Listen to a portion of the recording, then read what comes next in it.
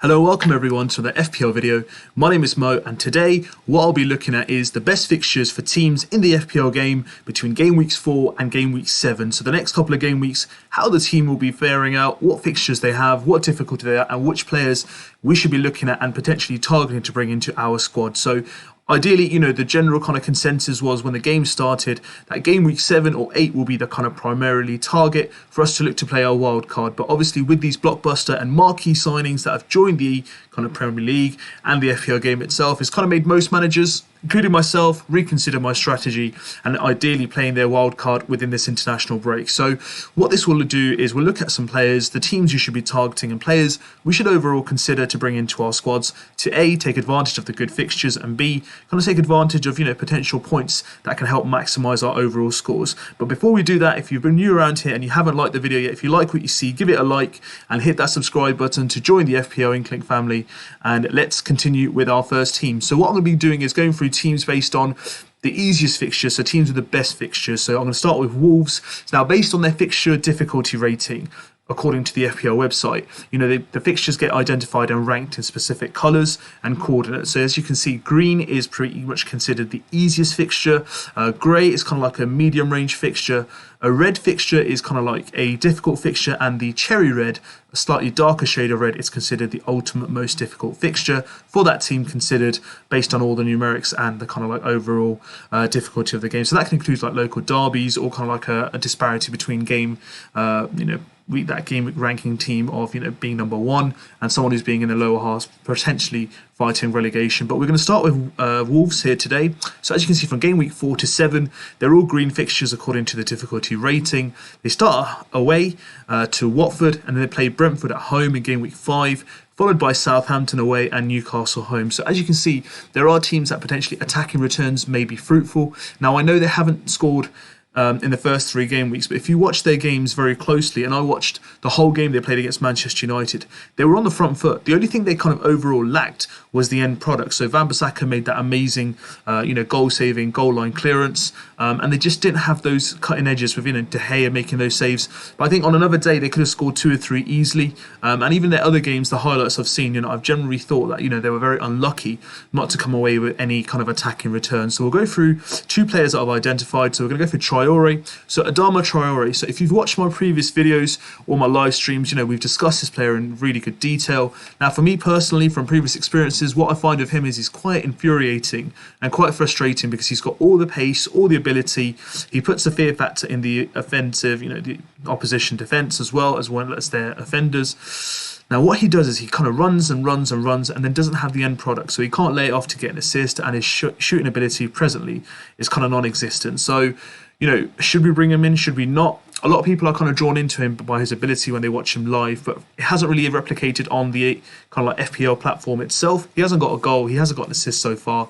He's got 6 points though, and I think, if he can add to his game by finishing off and setting up goals, that for me, will make him such a prime target to bring in. And with those fixtures, there's no reason why he can't. I know he has the ability, but from past experiences, I've seen that I've brought him into my squad hoping for the best, and he hasn't really delivered, barring the odd patch here or two over the last couple of years. So if you are considering a midfielder around that price range, he is someone worth considering, and the fixtures will back that up as well. They're bound to score.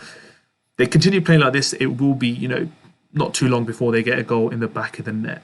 The other player I'm looking at from Wolves is Jimenez, so Raul Jimenez. So coming in around 7.5 mil. Again, fixtures look good.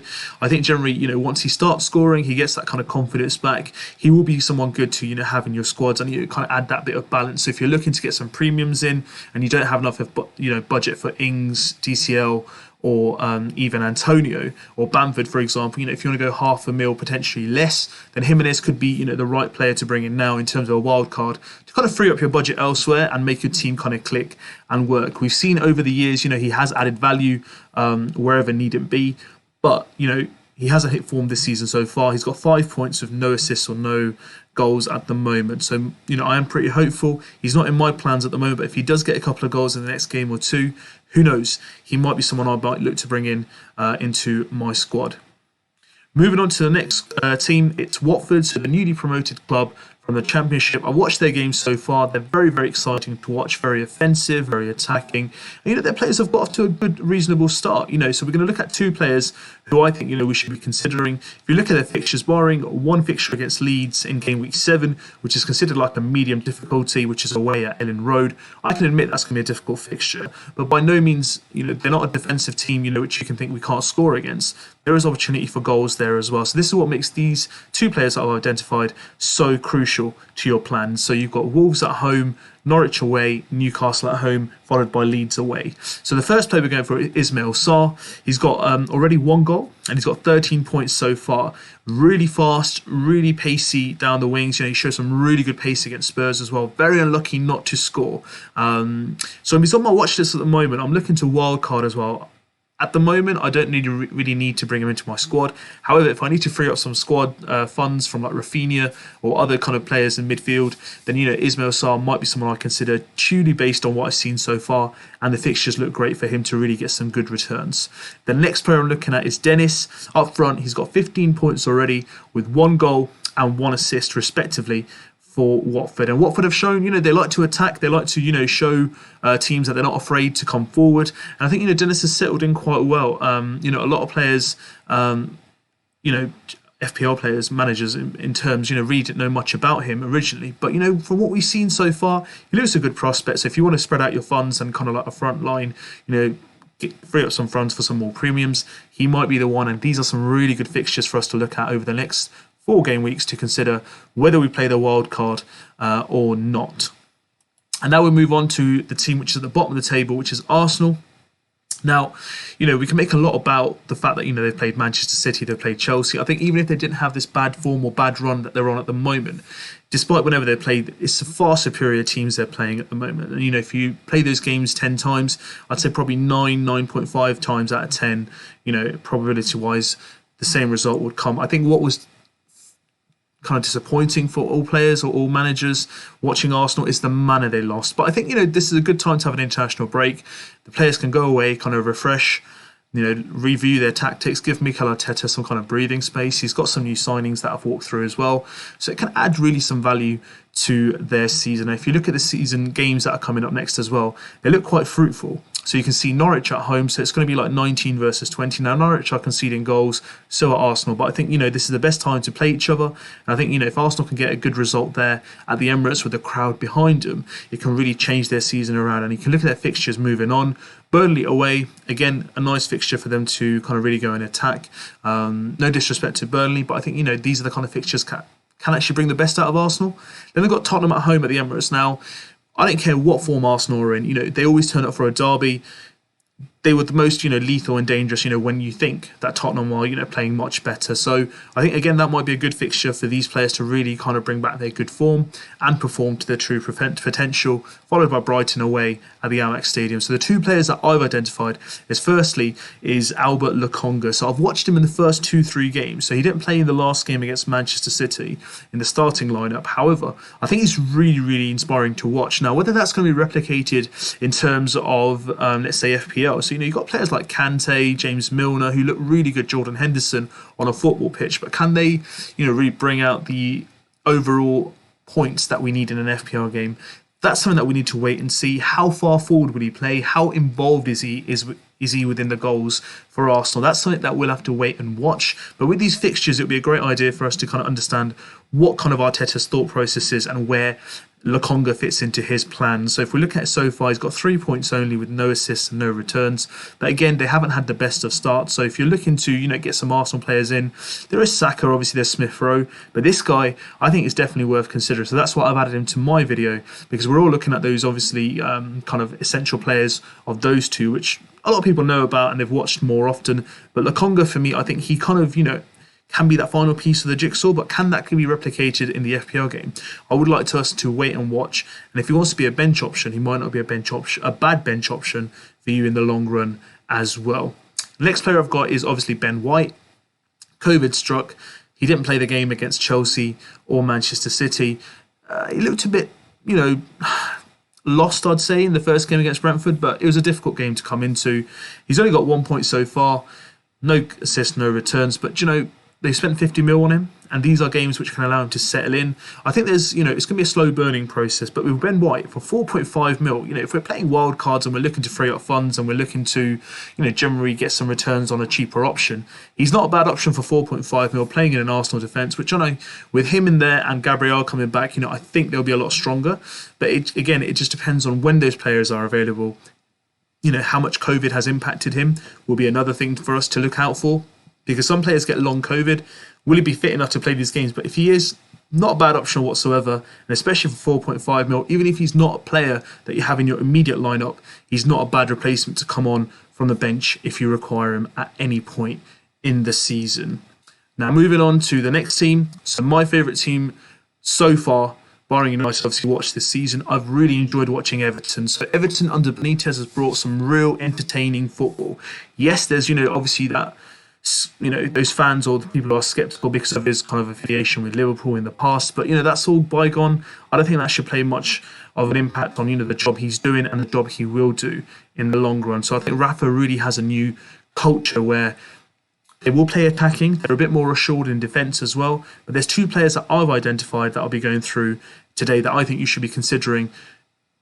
Either you bring in terms of transfers or, in your wild card with the fixtures they've got coming up. I'm only going up from game week 4 to 7, but, Everton till game week 10, barring the Manchester United game, they do really have some really good fixtures for you to really take advantage of in terms of your FPL points. So then game week 4, they start off with Burnley at home, away to Aston Villa, home to Norwich, and away to Manchester United. So the first player I'm bringing in is Demarai Gray. Started off around 5.5 mil. He's gone up in price to 5.6, and it's because of the good start he's had. So what is kind of set up at the moment is you've got Dominic Calvert-Lewin through the middle, Richarlison on one side, and Demarai Gray respectively on the other. So what Demarai Gray adds, I know he's only around 1.4 mil they brought him for, but he's probably going to be the bargain of the season for me. He's already got 19 points and he's got 2 goals already to go with there. Really attacking, seen some really good offensive play from him. Why not consider him? Because if you can get an option, for him for around 5.6, he's pretty much almost £1 million cheaper than Rafinha, and you can use that elsewhere to kind of boost your squad. Finally be able to get a premium like Trent Alexander-Arnold, or upgrade Lukaku 11.5 to Ronaldo if you want to maximise your returns, or you want to get Ronaldo in your squad at that point. So I think this will be a good player for you to include. Obviously, the next player we're looking at is Dominic Calvert-Lewin. So DCL, again, flying start to this season, just like last season. 3 goals in 3 matches already, 23 points. Now, I know he's 75% likelihood to play due to an injury, I think to his toe, but he had that in the last game as well, which he played in, and he got the penalty and he scored. So one thing that really kind of has made me kind of look more into him, and he's definitely in my plans to be brought in the wild card. He's on penalties now, so Benitez came out with that whole the spat they had between him and Richarlison, who's going to take the penalty. As the first penalty will always be taken by Calvert-Lewin, but how many games do you have that a team has 2 penalties? So they get a penalty and Dominic Calvert-Lewin's on the pitch, which most likely, if he's not injured, he will be. He'll take it. So he's very aerially threatening, likes to take a shot, and he's on penalties. So for me, with those fixtures coming up, that's someone I'm definitely looking at, to have maybe a premium striker, a Dominic Calvert-Lewin, and maybe another mid-range striker as well if I decide to go 4-3-3. But again, it's all in my plans, but this player is someone I'm not just watching, he is definitely in my plans to be brought into my squad if I wildcard in this international break. Now next, obviously, I'm going to have to talk about Liverpool. So Liverpool, originally when we started off the whole season, what the kind of whole consensus was, they have really good fixtures to begin with. They're playing all the 3 promoted sides from the Championship respectively within the first 8 or 9 game weeks. So if you start from game week 4 onwards, they've got Leeds United away.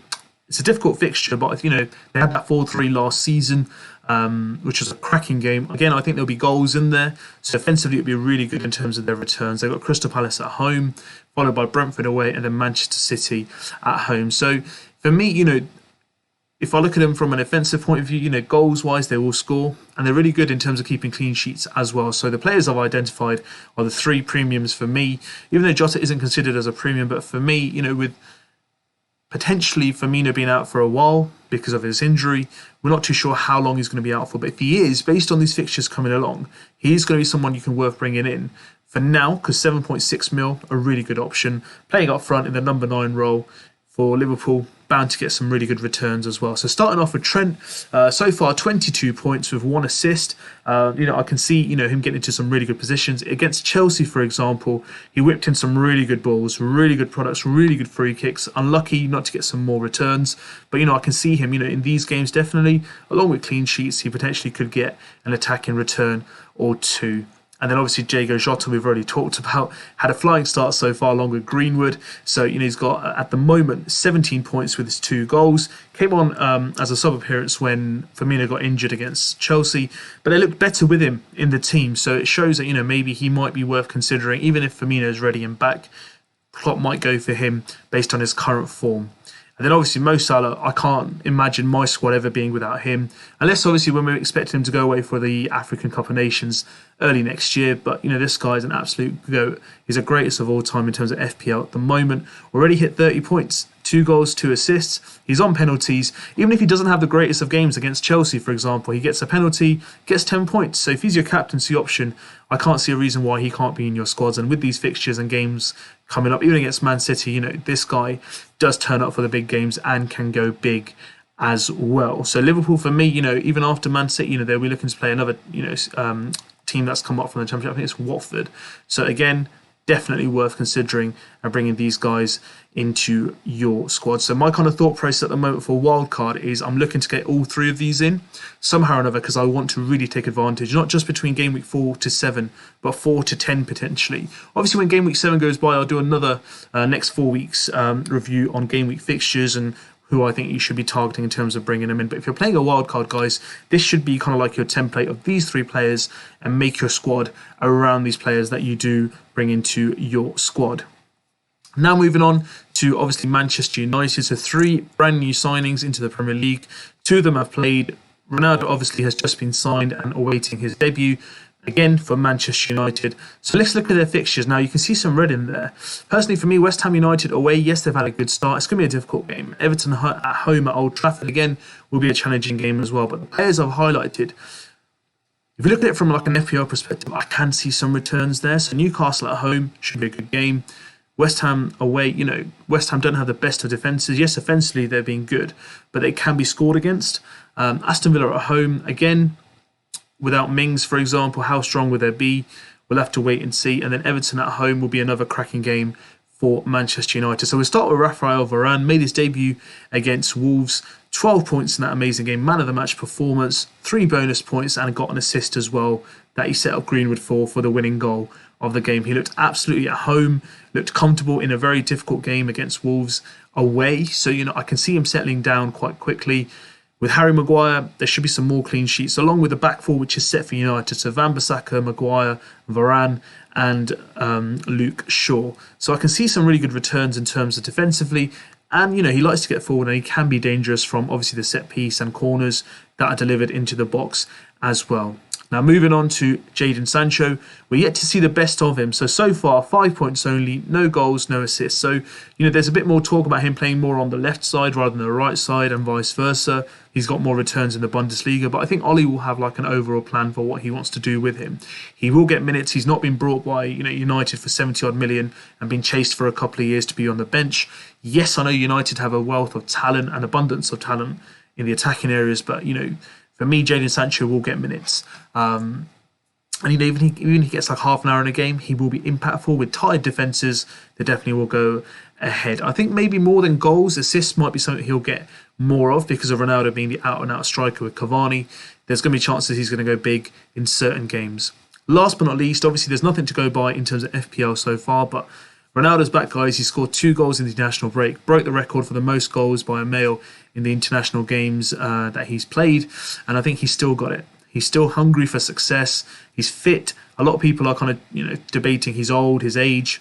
Doesn't matter. He took his shirt off. You guys can see what condition he's in. He's in a better condition than most teenagers that play the Premier League itself. So he's coming back. He wants to make a difference. He's playing Newcastle in the first game week at home. He's definitely going to be coming into my squad, whether a wild card or not. He is going to be in that squad. I'm pretty much going to captain him as well. At the moment, I'm thinking about him or Salah. I'm not sure if he's going to get a debut starting off or is he going to come up from the bench. So I want to hear a bit more from Ollie in terms of how match fit and ready he is. I am aware that he started to train already for United to be fit for the first game. But again, if I've got a choice of Salah to be safe for that game, but then again, it is Newcastle. Not such a great defence, leaked a lot of goals. Southampton scored in the 97th minute. I can see him getting some returns. So even if he gets like half an hour, for example, he might be able to get a penalty or score a goal to mark his debut off. And he wants to make a stand. He wants to make obviously a good start to Manchester United, and he wants to make everyone know that he's back and he means business. So 12.5 mil, he's been revealed in price in this international break. How many of you guys are bringing him in? I'd like to know, but for me, he's going to be in my squad. Whether he's captain or not is still 50-50, but I'm pretty much tempted to put him on if he starts the game, and I know he's confirmed to start. Last but not least is going to be Chelsea. Now, they might not on paper obviously look like they've got the best of fixtures, but Tottenham away and Man City home. But one thing that they've really shown me is, they're going to play through Lukaku, and they've got the best defence for me. Personally, the way they set up with 10 men against Liverpool at Anfield, that was good enough as a win for me. Now, the two players that I'm looking at is Havertz and Lukaku. So Aston Villa at home in game week 4. The derby in London with Tottenham, home to Manchester City, and then Southampton. So why have I chosen these two players, and why am I looking at Chelsea fixtures? For me, they're actually the best team so far that I've seen this year in terms of the Premier League. Yes, they're not top of the table at the moment. Man City have kind of run away with that show in terms of more goals, but they're not top of the table either. But defensively, and I see a plan and structure and tactics from Tuchel. So that for me, Chelsea kind of sets up really well. Now, the two players I've identified, as I mentioned, Havertz, for example, 11 points already with 1 goal. I think he was amazing in the Euros, had a really good finish to last season, suffered long COVID, so didn't really have a whole season. But this guy's a guy to look out for, around 8 million plus. If you're looking to wildcard guys and you want some Chelsea players in and you want some mid-range kind of midfielders, and this guy is someone you should be definitely considering. And then obviously you got Lukaku. Now Lukaku, 97 mil, 97.2 mil. He's not come to play on the bench, as Tuchel says, so he will be playing. Now, looked electric against Arsenal, looked really good until they had 11 players on the pitch. And when they went down to 10, obviously he went a bit more defensive, but still held up the ball. Lethal. He's not on penalties, I think. I think Jorginho still is on penalties, but if he does start taking penalties at 11.5, he may be a better option. Obviously, between 4 and 7 doesn't look that great, but I think from 7 onwards, Chelsea do have the better fixtures out of all the teams. So obviously, we'll go through those when we get closer to the time. But again, just because they've got Tottenham and Man City, it doesn't make much of a difference in terms of, offensively, should we consider these attacking prospects or not. Obviously, those two defenses have shown they're quite solid, but they can be broken down, obviously, if you test them in the right way and right manner. So those are the squads and those are the team fixtures that I've looked at so far. What are your thoughts? Are you looking at any of these players? Are you looking to bring them into your squad in terms of transfers? Are you playing the wild card? Are these your wild card thoughts? Let me know what your thoughts are. Have I gone through the players that you're looking at? Let me know. If I haven't gone through any of the players, let me know. We can discuss it in a bit more detail. In addition, before I go, if you haven't joined the FPL Inkling League, join that league. If you liked what you've seen, give it a thumbs up and please hit that subscribe button and make sure you guys are part of the FPL Inkling channel and family so we can give you all the best content moving forward for the rest of the season. You guys take care. Till then, I'll see you with some more content very soon.